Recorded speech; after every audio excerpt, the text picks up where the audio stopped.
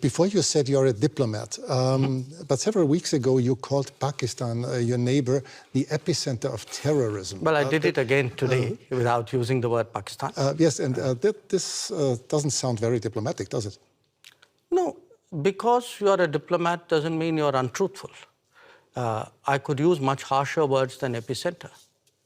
So believe me, considering what has been happening to us, I think epicenter is a very diplomatic word, because this is a country which has attacked the Parliament of India some years ago, which attacked the city of Mumbai, which went after hotels and foreign tourists, which every day sends terrorists across the border. But of course not as a country.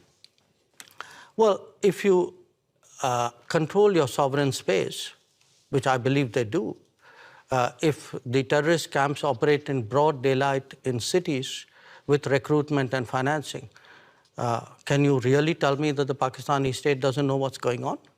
Especially if they're being trained in military-level combat tactics.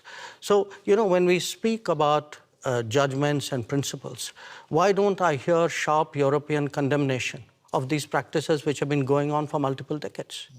Does the world have to be concerned that there someday will be a war between India and Pakistan?